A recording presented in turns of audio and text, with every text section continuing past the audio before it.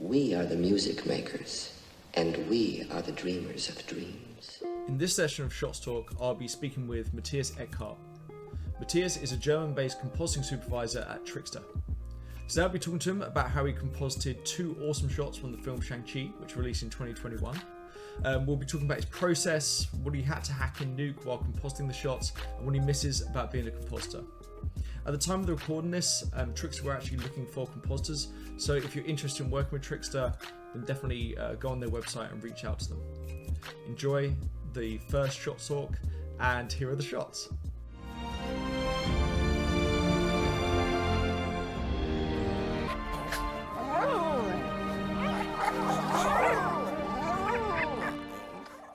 So first of all, Matthias, was there anything that you did in the comp of the two shots that people might not expect you to have done at all? So in general, I think for a compositor, everything is quite obvious, but for a viewer, it might be a little bit surprising. There are a lot of different additional layers to kind of put nearly invisible stuff in there that gives the whole scene a little bit more depth and breaks up some of the areas. There are a lot of additional leaves, a lot of additional like beetles, birds in the background, additional smoke elements to give everything a little bit more atmosphere, to create a little bit of a feeling of something happening in the air. And a lot of those things were either from effects or directly done in Nuke with particles. And could you use those Nuke particle simulations between shots? Because obviously you had these two shots. So with the leaves falling, was it kind of, okay, we've got the sign off on this Nuke particle like sim with the leaves falling. Could you then move on to the next one? Or was it kind of particular shots that needed it? No, the setup was done in a way that it could be reused. So it was pretty much just a Nuke particle setup that could be plugged in and played on pretty much every shot that it was copied to. Yeah. Usually what I try to do with those kind of things is to make it as easy to copy as possible so that everyone else has an easier time to work with it. And I'm trying to keep it as clean as humanly possible with the time available. So I think most of the elements were pretty much split up into different areas of the shot. There were parts that were specifically for the foreground that needed a little bit of repositioning depending on how everything looked like through the cameras of the different shots.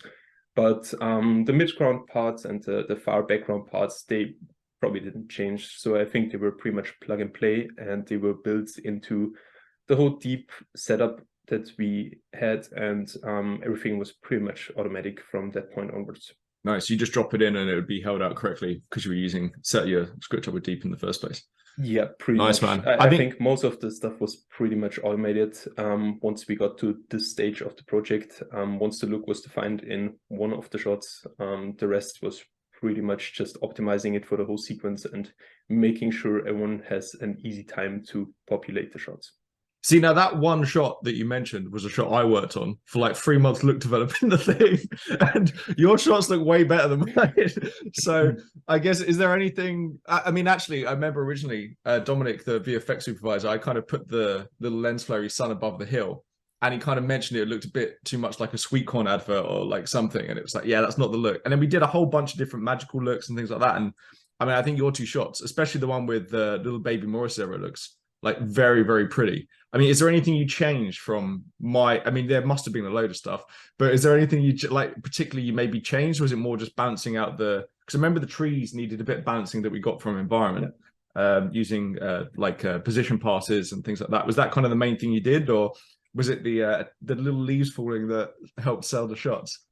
No, I think it's always the first person to work on it, and the first person who has to define how everything is supposed to work and look is always the one who takes the hits. So once all the technical issues are solved from all the departments, it gets easier once the sequence progresses in the tech kind of state of the shots. And I was lucky enough that I had a pretty shot that I could work off from, and I just optimized and I spent my time making it pretty instead of making it work. So I think it's just a difference in the moment where you pick it up and how much was done before.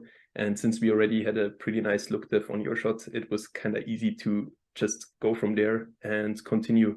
and all the fine-tuning of the positioning of the sun, of the shape of the hills, and everything else. I spent most of the time on those aspects, and I didn't need to worry about making it work in the first place, which kind of happens. It was a massive shot, like the whole sequence was quite massive, and there was a lot of things that we needed to take care of, and you pretty much went in first and took the beating, so I could focus on making it pretty. What, by the way, for those of you that aren't in the industry, what Matthias basically said there very politically is, yes, my shots did look better than yours. That's what Matthias, which is true. I mean, the thing was the sun was super low on the car, and I remember it was just a pain because it didn't look very good in lighting when we did that on the environment. So that was the kind of the trick with it. I mean, actually coming to that, because originally I think the plan was with the shots that they would use plate grass everywhere, because I remember prepping out and painting out some little markers on the floor on the grass. And it was like, oh, actually, Josh, you don't need to do that anymore because it's all going to be CG. And it's like, oh, okay, that changes everything. With that in mind, I remember you did a test before they did any CG, where they were kind of like cutting out the grass and you were putting it on cards in Nuke's 3D, which looked better than I thought it were going to be. When people suggested, I was like, I don't think that's going to look, but it actually started looking pretty good. How was what was the process like in that? Did you just do some frame holds of different frames and then patch bits of grass and literally put it on cards? Was there any more to it, and why wasn't that chosen, that technique? Yeah, so to give a little bit of context there, the movie was shot mainly during the pandemic, and a lot of the VFX work was also done during the pandemic, and there were certain constraints on set. Since the whole sequence is pretty much a magical, mystical forest with magic creatures and very pretty colors and very saturated tones, it didn't quite work out because the main plate that we got from the shoot was done in a very dry environment in the middle of summer. So what we did, we tried to make it work in the start with what we had available from the plate. The camera move that you see in the final shot is still the same that we had in the original master plate. So this was unchanged. But the further we went and the more we heard from the client what they want to achieve and what they try to go for, we pretty much realized that there is no way to really get there. But with the first test, we did exactly that. We pretty much took small patches of the grass. We put it on like hundreds of cards. We scattered them across the ground and tried to pretty much create a little bit of a nicer foreground grass area as well, and to help also patch up areas that didn't have grass at all. So it kind of worked okay-ish, but it was just not what the client wanted to go for in the end. And I do think it made a lot of sense to, after like first round of quick tests, to move over to a full CG shot and continue from there. So it was a nice try, but it just did not achieve what the client wanted look-wise.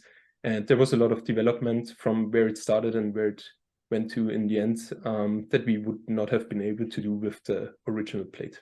I mean, I guess that's the kind of thing that on one shot, maybe that works, right? But when you've got a whole sequence of shots and everyone's hand placing grass or using new particles to scatter the cards of grass on, it starts getting a bit like, guys, I don't know if this is the most efficient way to do this. But that's super, I mean, I guess the interesting takeaway from that is knowing when to hack the thing, and it's worth trying at the start to hack the thing. Yeah. And then, hey, look, we've got a whole sequence, and I don't think this is a viable situation with all the sequences, especially with the Jeep running through. I mean, it would have been, I think your shots, you can't see the Jeep, right? Whereas if you had the Jeep, then doing all that kind of stuff, it starts getting a bit intense. Hand grid warping little blades of grass every time a Jeep goes over. That's not fun. So I guess another thing that you did was is basically you were kind of designing the look, right? So you were designing the look further and pushing it further. Did the plants change at all while you were working? So for instance, the plants out of lighting, did the colors change or anything like that? Or was it kind of pretty much straight out of the gate? Because I'd imagine you'd had crypto mats for their assets and the materials, etc. So you could select that stuff. Yeah, so I think the lighting renderings looked quite different. The original brief was different than what the end result turned out to be. So the lights direction and everything changed quite a bit. We mainly used all the utility passes and light groups to rebalance to the new briefing and to the adjustments that were requested. So if you would compare the lighting slab comp to the final comp output, it looks quite different. There is also pretty much a split of areas, and the far background, for example, with all the mountains and the trees, it's a massive environment that we needed to split off from our main renderings. Otherwise, it wouldn't have worked. There are like 20 million instances of trees. And it was just such a massive rendering that we needed to go with Clarisse instead of our usual Arnold pipeline. And it was more about making sure that everything still works together and to use all the utilities that were available. So a lot of the things that were adjusted were mainly done with cryptos, with PMATs, and I think we did everything that was possible, and we went a little bit rogue sometimes with the approaches, but in the end, the most important thing was always to make sure that whatever we do is transferable to the other shots. The sequence had a few of those, and we needed to make sure, since all of them were pretty much full CG, except some of the Jeep and the inside of the car shots. I think most of it was always the same kind of road to the village. And one of the most important things as well was to make sure that it worked in the sequence with what other vendors were doing. So before us, the sequence, I think, was mainly done by Scanline, and the one afterwards from RSP. So we had to make sure that the start point kind of worked well together with what the others did, and the end point also came nicely together with what RSP did. And I think we tried to find a balance as well to get a nice look out of what we did, but still not compromising the consistency and continuity of the overall movie. So it was a little bit of a balancing act, and technically it was quite challenging to get all of this through, but turned out quite nice. So I'm quite happy with how the whole sequence looks now. Yeah, no, that's good. I remember a lot of it was kind of carving out little areas of shadows and things like that. And we were referencing a lot of the Jungle Book. I think originally when I was doing the trying to work out why it looks pretty in the first place, but also like the flower colors and things like that to make them pop, and all this kind of stuff really helped. I think as well, I remember with the walls being quite white, we were kind of trying to silhouette, like make them pop more by darkening the trees behind them and things like that, which obviously helps. And it's just, yeah, when you've got a big, massive green, it's trying to work out how to sell the depth of this thing, right? And you can't just take your depth pass and then lift everything up with it, because that's kind of the easy way. It needed massive amounts of changes to really make it fit together nicely. A lot of breakup, just using a lot of PMATs to kind of give it a sense of different areas, like just making sure that it's not all very clean, and also putting in some areas that look a little bit different, but not too much, just to give it a little bit of interest for the eye. And we were fighting mostly with the sense of scale of the shots, and making sure that there is a very clear foreground and a nice transition to the far background, which was very far away. It was one of the trickier parts of the shot, but I think in the end, we kind of got it to work together quite nicely. And I think all the PMATs and all the cryptos that we used must have been hundreds. Yeah, I know. At the end, it's hard to be tasteful, isn't it? Because it's quite easy to break the reality of a shot when you can literally select small areas and grade them down or up, and that's where it starts getting dangerous. I think you can really break reality with that respect. Something else I think that helps sell the scale in this one, which something we added, is and you've got it in your shots as well, is the little clouds in the background behind the trees. Just so you got a sense of how stuff's falling off and things. I think that was something else we added. But yeah, it's the minute you start hacking in comp in PMATs, it can get a bit dangerous. Also, you don't really know the direction. Then it's like, right, you got to just find reference, right? At least you're aiming at something based in reality.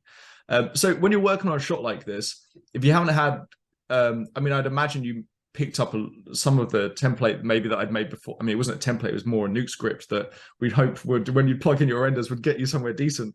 But if you haven't kind of got someone like that, who's like, let's say you're developing a sequence yourself, what the kind of initial steps you would do when you've got a full CG shot? Because obviously it is quite dangerous when you've got a full CG shot. You can really break everything in comp, because as a compositor working on high-end stuff, you basically need to have access so you can play around with everything, so that, because the render times are probably going to be so long that you need to be able to kind of hack stuff or change stuff in comp if needed. So what are your initial steps? I guess, let's say you get the lighting slap.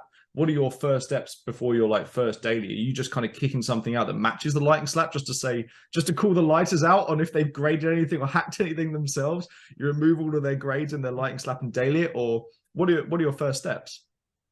So I think usually after like an initial briefing to just hear what the goal of the whole shot and the sequence is, I just start looking at all the slaps from the different departments, getting all the elements in and kind of reorganizing.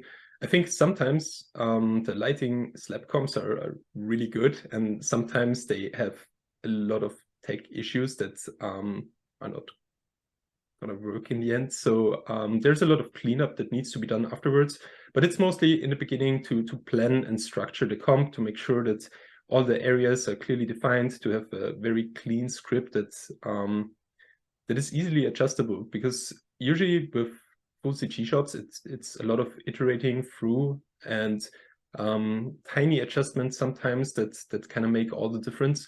So you gotta make sure that everything is set up very clearly and very easy to change, and you cannot be afraid of small nodes. So if you set up the shot in a way that you are scared that the node might break everything, you should probably reorganize your script and optimize it again.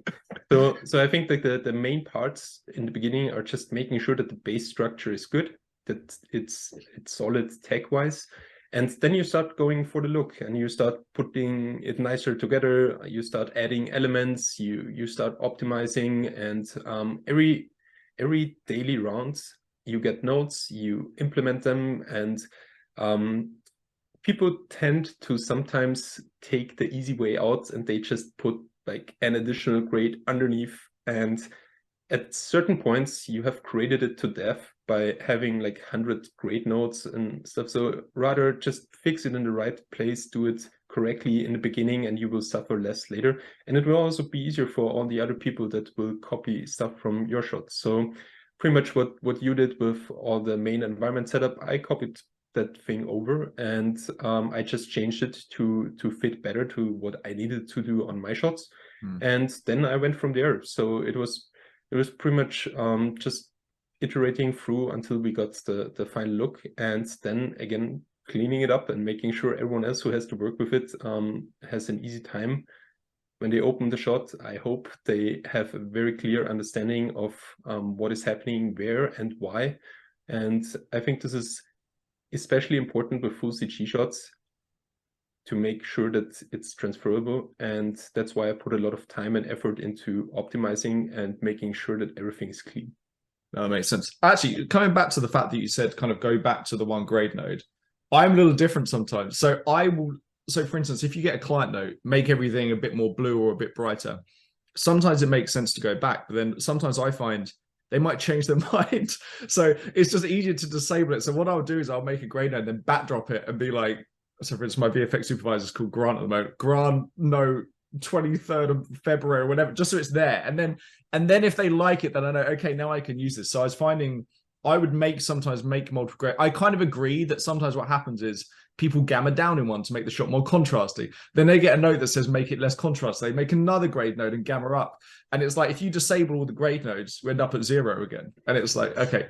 So I appreciate that. I think, as you mentioned, like, it's knowing when to do the stuff right and when to make it a little more efficient. Yeah, exactly. It's mostly about finding the right time for the right approach. In the beginning, when it's still more in the look dev phase, I think pretty much everything is kind of fair game as long as it's under control. And until you reach a point where you're actually just figuring out the details and getting to like client nodes, it's just easier if you already before did the changes in the right place. And I didn't mean like stacking them per se. No, It was more like if a specific light, for example, is supposed to be a little bit more bluish, like just do the grade in the light group that is responsible for this area. And even if you have to pre-render this comp again for this specific area, then you just wait until the pre-comp is done again, and then you continue to work on all the other major parts. I think this is just overall a little bit of a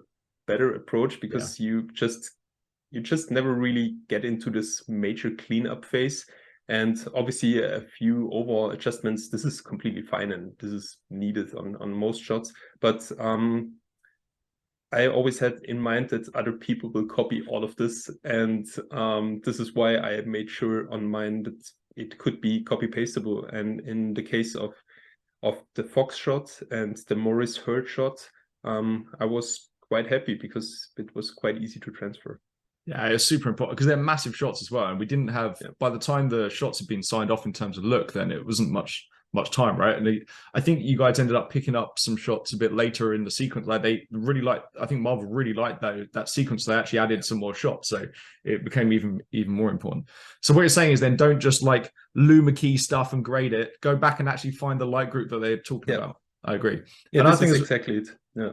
Yeah, and then also there's nothing worse than going open up a script that you've got to match to and realizing they've dissolved between like 4 different versions of the bottom. It's just like, oh, I can figure out how to make this work. If that happens, then I'm getting quite upset, and usually I'm not gonna openly complain, but I will think of just throwing everything away and redoing it. So yeah, I think it's also just important for the team to work in a clean way. And for sure. And it's the difference, right, between a whole sequence getting done on time and a whole sequence meaning that everyone has to do crazy hours and something just because one person wasn't thinking about that. Yeah, exactly. And this is, for example, important in a moment like this. We did have a few shots that got added very late, and the Morris Hurd shot was one of them.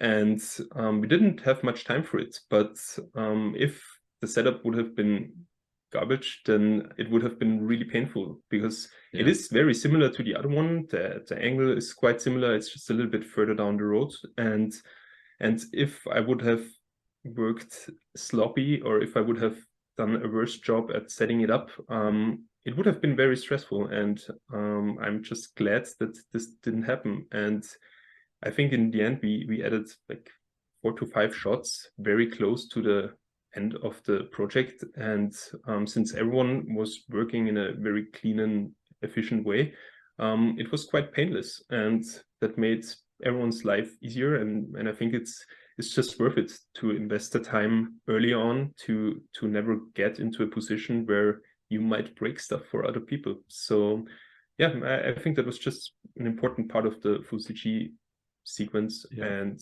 I'm happy that most other people also work this way. Well, and if you think like this as well, you end up becoming a very valuable compositor to the company, because these look like super intense, tricky shots, and they are, but they're only tricky on the first 1 or 2, right? And then, as you say, like then you as a compo could knock out 10 of these tricky shots. Your company can charge for those 10 tricky shots, but actually you've kind of done maybe 60% of the work on the first one, and then you're just nudging it on the other. So if you can think like that, you might have ended up with the same shots, but it might have taken you 2 or 3 times as long if you'd comped in a slightly different way, which then obviously means that your company starts losing moolah. So is there anything you had to like hack in comp different from like that you maybe didn't get from lighting? It was like, you know what? The grass, okay, we can't hack the grass, but just let me hack this one thing. Yeah, I mean, there are obviously always aspects that are not working, and this is not to blame anyone. This just happens. There is a lack of time to get everything right in all the departments. So in the end, it's just comp that usually fixes the last issues. As soon as all the major problems are solved in the 3D departments, there's usually a little bit of small adjustments needed. And hacking it. I mean, for example, we did get an anim change request for the foxes, for example, and we didn't have much time to render it again.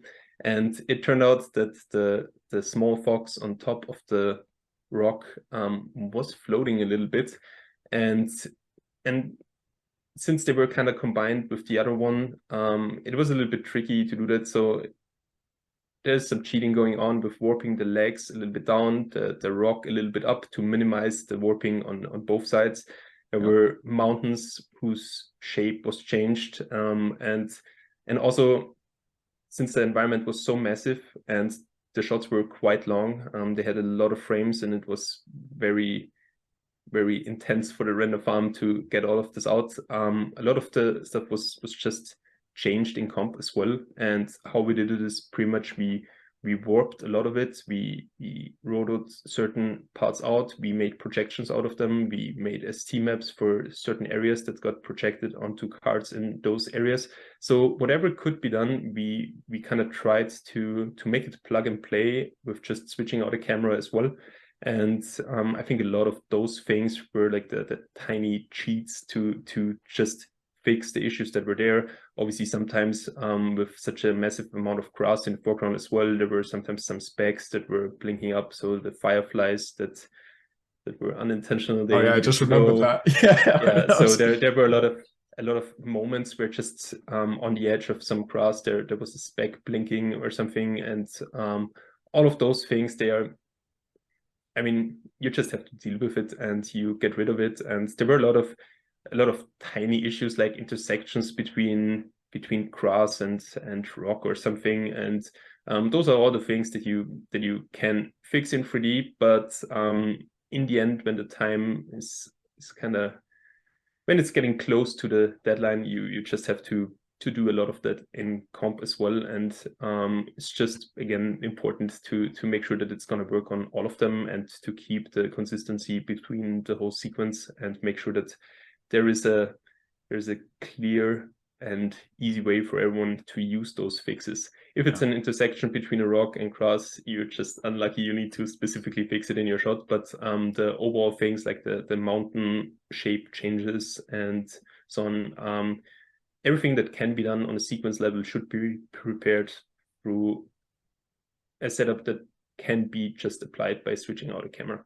Yeah, so for instance, in this case with the mountains, I guess you don't 2D track a picture of the mountains in, you put it on a card and camera track it, and now you, sorry, not camera track it, but have a scanner and render node rendering those mountains with your camera. So when you just drop in the new shot cam, it instantly picks up the mountains in the correct place, I guess, rather than hand 2D track or 2D tracking the mountain image in, I guess. Yeah, I mean, we didn't really reuse renderings from one shot to the other. It was more like applying the changes from one to the other, but doing it in a more procedural way. So there were just ST maps that did the warping, and that kind of did it by themselves. It's just every time the position is the same, so you know where the mountain is. You can just go with all the utilities that are available, and we tried to do that. So we didn't completely switch out a mountain. We just changed the shape a bit here and there to make the framing nicer, to do something. And obviously, if in one shot all the mountains have the same kind of height, and yeah, the next one is like 100 meters or 200 meters shorter, like it's gonna look a little bit weird. Yeah. So it was just about making sure that it's usable for all of them. And those were just some tiny comp hacks that we did. But overall, the renderings that we got were really good, and it was just adjusting smaller things that came in later on in the process that were pretty much, it was more efficient to fix it in comp than to go back to asset level and then run through the whole pipeline again. Yeah. So yeah, it's just about those kind of decisions. Where do we spend the least amount of time to get a node done, and then tends to happen in comp. So I mean, I think it's happening more and more, right? I mean, a lot of the look dev Yeah. stuff seems to be happening in comp now. And then actually, once you've done the look dev, which I think we might have done a bit, then it kind of, some of it gets passed back to lighting it just because you can work so quickly. Are you finding that on, because obviously this Shang-Chi was out in 2021, are you finding that on other shows you've worked on since then, it's still the case where it's like, let's try and look dev it a bit in comp, and then we'll pass it back to lighting? Or are you finding that it's gone back the other way now? So at Trickster, we do have a little bit of a look dev department in a way.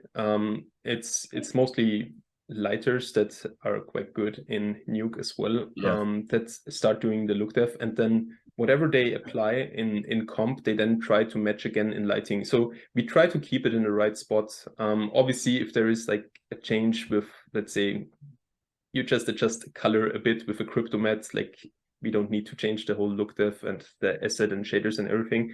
So those smaller things we still do, but the look dev department pretty much makes sure that the base is good and that we can work with it. And it's just to aim for a good first level of everything that achieves what the client briefing kind of requires, and having it still flexible enough in comp as well to make sure that everything can be adjusted in whatever possible direction they want to go. So we just try to keep our options open and keep the look dev clean to make sure that we don't have like a heavy script already just to match the approved look. And I think it's just important to make sure that if you start a comp with an asset, that you open up a template of the specific asset that is not already filled with 100 grade nodes. So we really try to get it right in the 3D space if possible, and only do minor adjustments later on. And then obviously it's just about comping it nicely into the shot. So I think there is more and more happening because of lack of time. That's more of it is happening in comp, but I also think it's mostly about what gets prioritized, and also with a lot of vendors sharing assets nowadays. It used to be more like one vendor has like one sequence, and nowadays it's more like one vendor is responsible for one specific asset, and that gets shared, and then you need to kind of get this into your pipeline and make sure it's consistent with what the other vendor does, and still kind of clean it up in your way that it works for your specific pipeline. So it's getting trickier to do it in the right spots, and I think this is a large part of the reason why the comp departments are growing everywhere, and more hacking. yeah, and there is also a lot of additional quite challenging problems nowadays that weren't quite there before. And I mean, I kind of like it if the 3D stuff is already really good, but obviously it's also fun to drive it into a new direction, to push it towards a new thing in comp. And this flexibility is just pretty much what you gotta leverage to get to the best possible result that hits the client nodes. I mean, the thing is, though, I get a bit nervous sometimes when the lighting's good. I can only mess this up. Whereas if you got lighting that isn't so good or has been rushed out and they're like, right, look, just go to town ledger, it's a way easier win then. Yeah. I mean, sometimes it's a full-on coin flip. Sometimes you have lighting slab comps that are straight up amazing, and you're like, okay, I just need to put a grain on there and that's it. And sometimes you get slabs that need a lot more work, and you just don't know what you're gonna get. But in the end, I think both options are fine. I'm not complaining if I don't have to fix a lot of things here and there. So it's all good. I mean, that's why I'm an ILP man, and Trickster's the same. Like the lighting was pretty good to start off with. So as a comp, you're just putting like the last 10, 15% on most of the time, actually improving the shot and adding nice little details. I mean, I do think as well, it depends on what background your VFX supervisor has. If your background has come from CG, they'll generally try and push changes into CG because they don't know the power of comp and like what you can do. Or they'll just like that because they kind of feel more comfortable in the area. Whereas I think Dominic and Dominic's obviously an ex-comper, so he was a bit more, I mean, actually he was pretty good at knocking stuff back into CG, but he knew what you could do in comp, which is good. I personally prefer working with on shows where you've got a comp as an ex-comper as your VFX suit, because it's I feel like you can have a more interesting conversation about what I can hack and what I can't. Whereas sometimes what happens with VFX who've had a CG background, they get a little bit like they want to kind of like guard their CG and not let you mess with it too much, which is quite interesting. Yeah, I completely agree. I really think there's a huge difference in VFX supervisor backgrounds, and if you worked in comp before you went to main VFX supervision, you just know the pain of getting broken stuff, and you know also the pain of the 3D people to fix certain things, and how much time it would take to fix it in comp. So I think having an ex-comp supervisor, like, I think that's quite helpful in the comp department, obviously, because there are realistic expectations of what can be done. And if you have someone who used to be an asset supervisor or something, I think it's harder for them to understand to kind of get the balance between where it makes sense to do it on 3D level and where it makes sense to do it in comp. And finding a nice balance there is I mean, it's always difficult, but I feel like with compers, we feel the pain the most if the balance is off. So yes. Yeah, but Dominic, who was the main supervisor on Shang-Chi, I think he has very good understanding of 3D in general as well. So he really hit the mark on that project with finding the right balance between all the departments. Yeah, I like it as well, because you end up, if your VFX supervisors ex-comp, they generally try and guard the compers a little bit and make sure they're getting stuff that actually works and they're not having to hack ridiculous things, right? So no, great guy. So when you got multiple shots like this, how do you keep track of them? Like, not in terms of nuke or anything, but if you got like a notepad that you've got open, I mean, now you're in a comp super role, so I'd imagine there's even more stuff to keep track of when you're in like spreadsheets and things. But when you're a compo, was the back wall behind you like full of sticky notes and things, or how are you keeping track of all this stuff with all the notes and stuff? Yeah, so I have massive amount of spreadsheets. Even when I was just mainly comping, I keep track of everything. I have a little bit of a problem in that sense. I need to write it down somewhere to be sure that I know exactly what's going on. So on Shang-Chi, for example, I was also responsible for a whole sequence with mostly Morris, and Morris was one of many creatures that we did on that show. And I also had like huge contact sheets that made sure that the whole sequence works, that there is no Morris that stands out in a certain way, and which was obviously quite helpful for the Morris shot in the road environment. So I think like making sure that you have at least like some notes written down and to have a general clue of what you need to do and what you're still waiting for, and what the next steps are. I think it's just good to put it in writing in general.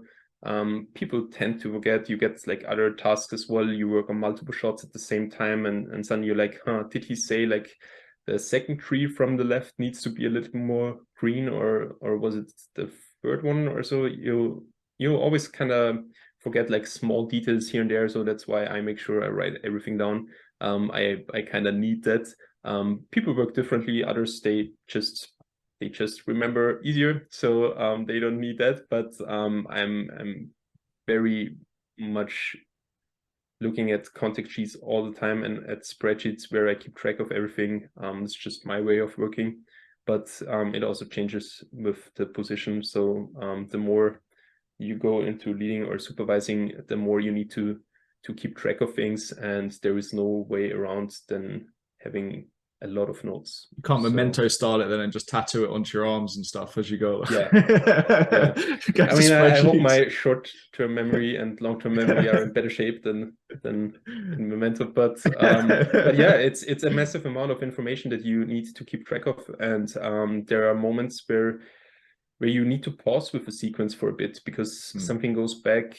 Maybe the post-vis changes again, and you need to wait for an update from another vendor. Maybe you need an asset from another vendor, and you need to pause it for a bit. And if you don't have everything written down, you will just forget something. And that's why I have everything on paper, or in this case on spreadsheets where I note it down. And I just think it's probably the most efficient way to do it. I haven't found a better one, but everyone works differently. So whatever works, it's just personal preference, I guess. I mean, it goes back to, again, right, what we were saying earlier about how the fact that you managed to knock out 2 pretty beefy shots quite quick because you were smart about it and templated it. I mean, if you're keeping notes as well, it's another thing that kind of keeps you efficient. Another thing I find is I'm always surprised about how many people rely on coordinators to write their notes down. And coordinators, they will do the best job they can. They're in dailies, they're obviously tracking down what the VFX supervisor said, and they'll then put those notes into shotgun on your shot. But they're not compers. And they might not write in compa speak, or they might mishear something because they're dead. So the amount of times I find just give yourself a bullet point to-do list in dailies, and then you can just, if you've got a bit of spare time, you can go through it. It makes it way, way easier. I totally agree. I think this is really important because there is always a filter, and the coordinator obviously does not know the details of how to comp certain things, or the details of the shot itself. They keep track of when it's due, what to do, and so on, and they write down notes that they hear, kind of where they have their own interpretation of what was meant when it was said. So I think it's always good to write down the notes in reviews, and then have more like the coordinator notes additionally to cross-check if you forgot something, or if there was maybe something that you misunderstood, where you can then ask the next time again. But there is a huge difference if a coordinator really knows what's going on in a department, or if they are just, you know, from a different department, they're helping out and they're not too used to it. And it's quite difficult if the notes are not very precise. So that's why I really think it's important to write stuff down and not rely on other people to take notes for you, because those ones will never be the same as if you are in reviews and you hear it directly from the supervisor and you write down exactly in a way that you know what you need to do. I think it's just valuable, and it's important to do this. Yeah, it used to be a nightmare, by the way, when you're in the office and you're in the screening room making notes, because it's like it's pitch black. Yeah. My handwriting's really bad as it is, and I'd come out and be like, "What have I written? I can't read any of my notes because it's like pitch black, and you can't using your phone to try to." Yeah. Now work from home, one it's of the easier advantages. Yeah, now with remote, it's way easier, and I think it's a quite a good way to keep track of things nowadays, because as you said, like in a dark screening room where you spend like an hour during comp reviews, it's hard to take notes yourself there. And now with mostly remote work, it's a lot easier. And what was so obviously Shang-Chi, it was great memories, I'm sure. I had an awesome time working on it. I mean, Ernest and Dom set like a really good like vibe for it. I think it was the first show I'd worked on when I was remote because of COVID, and it felt like the camaraderie of the team. I didn't think it could like be that high, given that we're all remote. We hadn't met really each other before. Like, if you got like a best memory of the show at all, like for me, it was more about the vibe that Ernest set. It was, I think, one of the best 2D supervisors I've ever worked with, just in terms of his technical ability, and also the fact that, yeah, like he just had that, like he was in the trenches with everyone, right? It was like he's one of us, if that makes sense. I mean, so have you got a best memory at all of the show? I think it's also the thing that impressed me the most, and this is one of the reasons why I stayed at Trickster afterwards as well. I used to be a freelancer mainly, and after this show, I took a staff position, and it was just a very good environment, even though it was during a very chaotic time with the pandemic and a lot of uncertainty.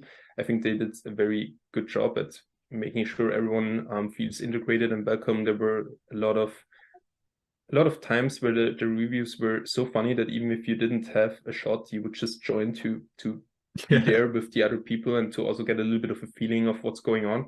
And Ernest, who was the main comp supervisor on Shang-Chi, I think he did a great job of having everything in order, making sure that we get the best out of it and still make it in time, which was probably the most tricky thing here, but big shoes to fill.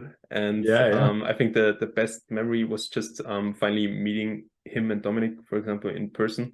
So I'm living in Munich. The main office from the people that worked on Shang-Chi is also in Munich, and seeing them in person for the first time was quite surprising. It's always a little bit different if you're only seeing a person's head all the time from a camera, and then you see a person directly in front of you. It was just very cool after all that time to finally meet them. And I just gotta go to London at some point. So yeah, you gotta come over.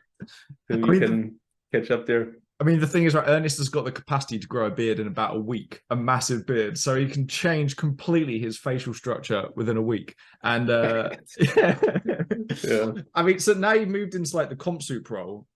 How are you finding it? Because for me personally, if I moved into the comp soup role, I'd be looking at juicy shots and going, oh, like I would love to have a go at that. How are you finding that? Are you finding it tricky, or I mean, it sounds like already you were kind of very good at planning, which is why you probably naturally moved into the role. But I'd imagine there's certain parts you miss. And how have you found the transition to the whole thing? Yeah, I do miss comping. Taking I shots. see a lot of shots where I'm like, I would love to do XYZ thing on that specific one. And I sometimes see versions where I'm like, I think there is a lot of potential left right now. And I would love to work on a few shots here and there, but I think the transition pretty much meant that I spent way more time in spreadsheets. Yeah. In calls, making sure everyone knows what to do, what's up.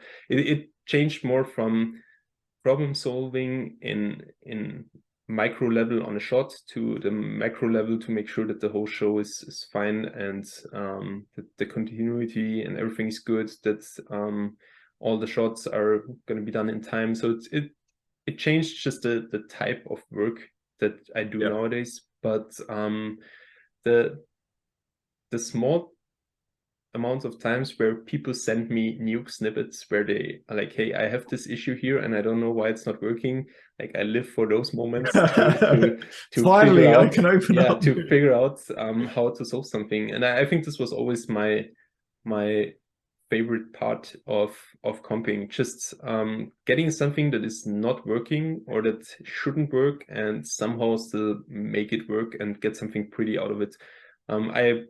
I kind of like broken CG because it also means there's a lot of opportunity to get your own kind of to leave your own mark on the shot. And I just like that part a lot. And nowadays the problem solving is more like I'm just supporting, helping, advising, and I'm making suggestions for the compers if they have tech or nuke issues where they're like, I don't know how to do a certain thing, or something is not working and they don't know why. It's more like dealing with those kind of issues and not with the look itself. I'm more like filtering out the shots. If I think everything is addressed and everything is looking good, I'm pushing it forward to the VFX supervisor.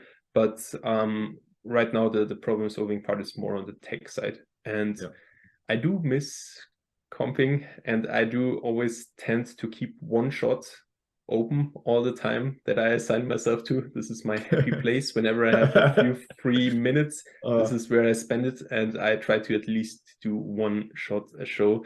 I planned initially to do more, but turns out even one shot is very difficult, and there is a big chance that I won't even finish it. And yeah, but overall, Nuke is a very fun software if you know your way around, and is very flexible. You have a lot of options, and you can pretty much fix everything if you know what the to problem do solving and how to aspect. do. Yeah, and this is just it's like a lot of Legos that you can put together, and you can build 100 million different things out of it. And as long as you know how the system works in general, and if you have a clear understanding of the whole 3D pipeline and compositing itself, then it can be a lot of fun. So I miss that part for sure. I mean, I think as well, we're very lucky enough to know some super talented compers. And I think if you look at a lot of the really, really good compers, they basically are just searching for knowledge constantly. Like, how can I put these Lego blocks together a bit? And they're looking at other people's scripts and how they tackled the same problem as you. And it's super interesting. I mean, this is the advantage of working for really good companies, right? Like, everyone has to show their workings out. So you can just go into the nuke scripts and be like, oh, wow, like they did it this way. That's super cool. Is that better than my way? Is it different?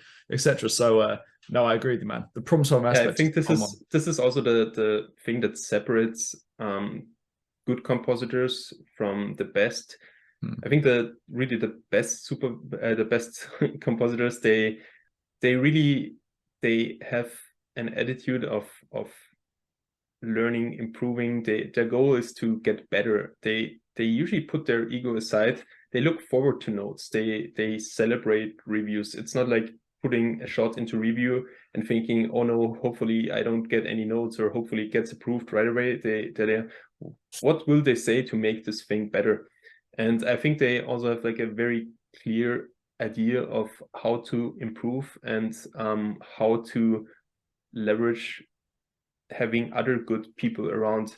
They will open up scripts from other people. They will follow along what other people are doing and see how they solve difficult aspects of their shots. If I see something, I'm like, I don't know how this works or how someone did it.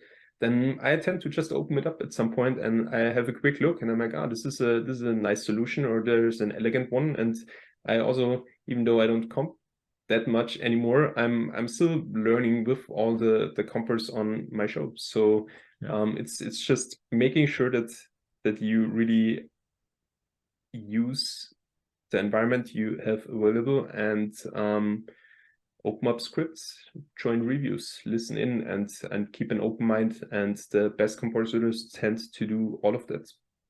So moving track a little bit, there's obviously potentially in the next, I think in 5-10 years, given that pipelines are so locked down at the moment and they're just kind of old and they're reliant on older versions of software and things, it maybe takes a little bit longer to change. But I mean, Unreal Engine's coming, machine learning tools are coming. They're already being used to a certain extent at places. Is there anyone that you think people should take? Obviously, they both should be taken seriously, but is there one that you think people should take more seriously or less seriously, or which one do you think is going to be utilized most? Like, what are your thoughts on both those topics when it comes to nuke compositing? I think there are a lot of very interesting machine learning systems out there. We are also using quite a few of those at Trickster. They just make your life easier and more efficient, and they help with certain tasks. They make certain things straight up better. And I think it's for sure worth it to look into all of this. And I think it's only gonna get more and more. And the potential of Unreal, like I don't even think we comprehend right now what options we will have in the future.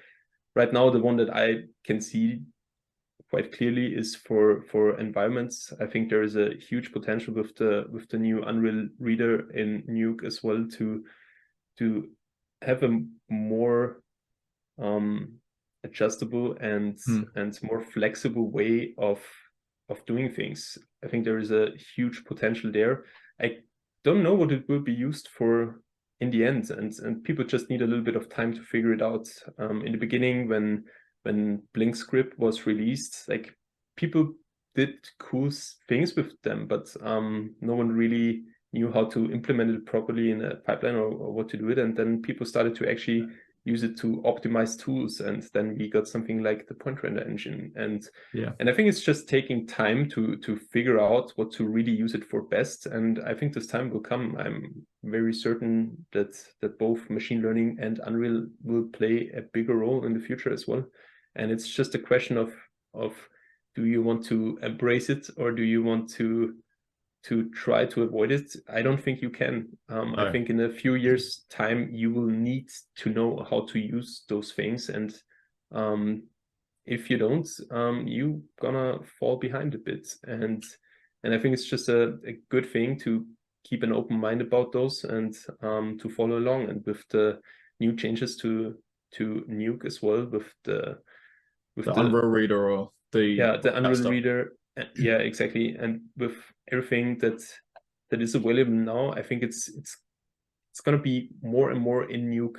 A lot of the tasks that were previously in other departments, I think they will find like a center point in comp where we have the most flexibility to change things. And it's just important to stay up to date there. And the category, I think is a very interesting thing that needs a lot of attention. I think there's a huge potential there.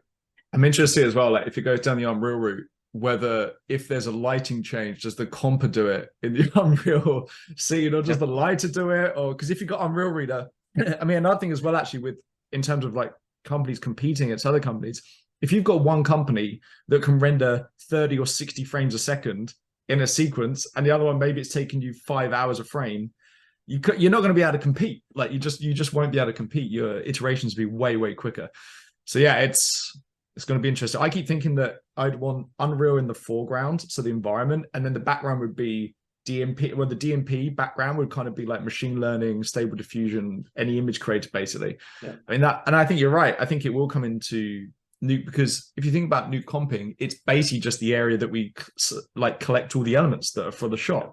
So it doesn't matter. We don't care what camera or how our smoke stock footage was shot. As long as we've got it, it's fine. So if I could just like make myself some smoke stock footage by typing it into a machine learning video creator, then that would, yeah, I'm not gonna argue it. I'm not. So you're pretty optimistic about it then, because some people you see are like, well, look, there's going to be this button you click, and people are going to be able to create a film or VFX out of nothing. I don't think it's going to get like that personally, and I think we're both pretty optimistic on the fact that they're just tools. It's going to make our lives easier, and the standard will go up, which means that there's still a massive demand for VFX artists. Yeah, I think this will just be an additional tool.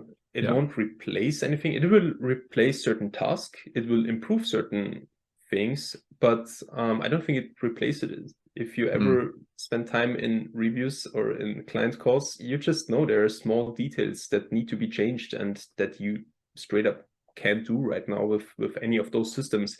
It's more like a good base to work with, or it speeds up your workflow. It speeds up things, but the flexibility of doing it proper right now, I think there is no way to replace it at the moment. And I think there will be more compositors in the future. I think a lot of the stuff will move into comp, and with all the options we have in Nuke right now, at some point there will be a lighter who sets the light for the whole scene, maybe in Unreal. I don't know. We will find out at some point, and then we will do the shot by shot small adjustments in Nuke. I don't know what exactly is going to happen, but I think it will just need a little bit of time, and we will find out. And I'm quite sure that this won't go away, and it's just going to get better. So it's better to just embrace it and to be happy that certain tasks are gonna get easier and that they're gonna look better. So I'm excited about this, and we have a lot of this going on at Trickster. So this is one of my favorite parts. In between projects, I get a little bit of R&D time, and we are working on our own machine learning systems, which I'm quite passionate about. So I'm maybe a little bit biased, but I'm very excited about it. Definitely. And so this style kind of interview is fairly new in regards to kind of talking to a compo or a compositing supervisor about a shot or shots they've worked on. Is there a shot that comes to mind that you've maybe seen, or even someone you worked with and you're working on the same show as them and you saw a shot they did and thought, wow, that's really cool? Is there kind of a shot or something that comes to mind at all that where you'd like to kind of wish that you could talk to them in this way about their shot in particular? I mean, I try to do that with the people I work together directly. So I do spend. You just turn around and talk to Tony Lyons behind you. That's pretty much what I do. But there are a lot of people with very impressive show reels out there. Sometimes I look at some of them on Vimeo, and I'm just blown away with how pretty those shots are, and I can just imagine the complexity of some of them. I mean, I know how they work, and I see the results, and I'm like, yeah, I understand what happened in this shot, and I can imagine how the script looks like. But it's still different to know how it goes from 0 to 100. And there are people out there like Miguel Santana who have like reels that are just VFX highlights overall. And I think there are just so many different aspects of shots that are exciting, and so many small details. It's tough to choose one specific one, and there are shots that are highly complex, and you would never imagine that there is much going on. And if you look at the Nuke script, you will be blown away with how impressive and how elegant people solve issues. And you're like, wow, this is one of the coolest things I've ever seen anyone do, and it's solving a small part in the background that you don't even notice as a viewer. And then there are really impressive, really big shots that pretty much are full CG, where bit of glow. So yeah, it's quite different. But there are a lot of very impressive people out there, and I think I can't put one specific shot there, but I would say Miguel Santana show reel is like. We're just talking about his whole show. I mean, the thing is, I think you're right. Like at this point, we probably know how to do most. Like if we open up the script, nothing would surprise us. Maybe there's a few, as you say, like little elegant things. I think it's more kind of wow. Like, what was the thought process? Like, how did you? Why did you make that dark, or why did you make that bright? And that I think is a Yeah, this is the more interesting Yeah. part. I think the tech side of things, of how exactly it was achieved, it takes more of a backseat the longer you do this, and you're like, okay, I mean, I think I can technically get to any shot result on any shot in a way, but seeing the process of where it starts, where it went to in the end, and what the final result looks like, understanding the decisions that were made to go there and why, and just hearing the thoughts of why certain things were done a certain way. I think this is way more interesting in the end than just seeing a very cool new snippet, even though I still enjoy that. So yeah, me too. When you find a little elegant way of doing something, yeah, it's like, oh, I hat tip to you. It's pretty impressive. Yeah, I love those moments. Like I try to find as much as possible to kind of keep in mind for the next shows, and Yes. as soon as I see something cool, I will also let the people know. So like, this is cool. So keep doing that. So finally then, Matthias, so if you could go back, start of your career, you're just about to start your first day as a VFX artist, what kind of advice would you give yourself? Now, obviously, you've like gone through all the different roles and you've worked on a variety of different shows. Is there any kind of advice that you maybe didn't appreciate at the start that you appreciate more now? I think in the beginning, I was more stressed to get projects and credits in, and I didn't appreciate to take it slow. It's not a sprint, it's a marathon. You don't want to burn out after 5 years because you worked yourself to death. And I think it's more about learning. I spent a lot of time working with people that were extremely good, that I learned so much from, where I'm like, I don't care much about the credits there. There are people that have incredibly impressive IMDb credits, and I'm like, wow, this looks really cool. And then there are people that have projects I've never heard of that have insane skills. And I think it's more about learning on your own shots and learning with the people around, learning from people that are really good. If you have your first shots and you try to just get it done, you kind of worry about finishing something and making sure that the supervisor likes it, to getting to a point where like getting it done in a nice way and then getting it done in an efficient way. You just move through all those stages, and I think the learning aspect is way more important. So a good work environment with people that are really good and passionate and are also willing to teach and that are enjoying to teach, I think this is way more important than collecting credits in a way. And I just see the whole thing as a long-term, like no deadline goal. I want to get better at this in all the aspects, and I'm still learning every day, and I'm learning from people that are way better than me at certain aspects. I think I'm well-rounded in most aspects, but there are people that are just insanely good at very specific things, and those are the people I try to learn from. And I think as a junior, or if you really just start out, it totally makes sense to talk with people with experience and to open up their scripts and to see what they're doing, to learn from them, to get an actual feeling of how to approach all of this, and to learn to understand why they did certain things.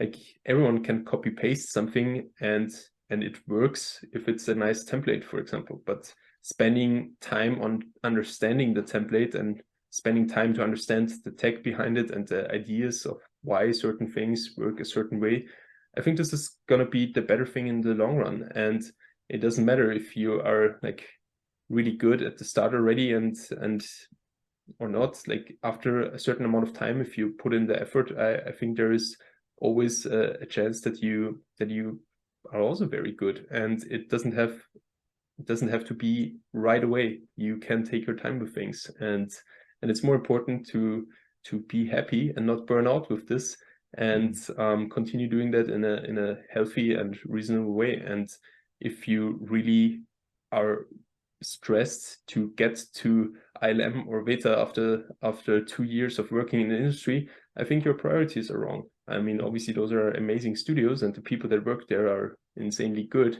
But if you stress yourself and have like only the sprint mindset, then I think you probably won't make it there, because you might crash before.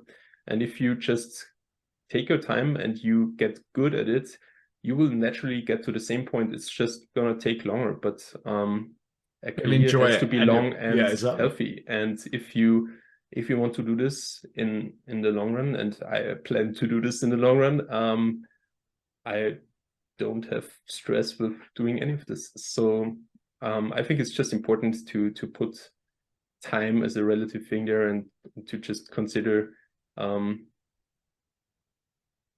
to put learning as the highest priority, and not just results and credits. No, I agree. And also, if you're proactive about learning, the results will come. Whereas if you just focus on whether you'll be and do nothing, then you're going to be super frustrated because you're never going to get there because you're not improving. So no, I completely agree with you. Completely agree. Thank you, Matthias, for talking to me today about your shots and about everything else around being a compositing supervisor. This is the first one. I think it's gone okay. We'll see. We'll see what the Foundry think. So thank you again, Matthias.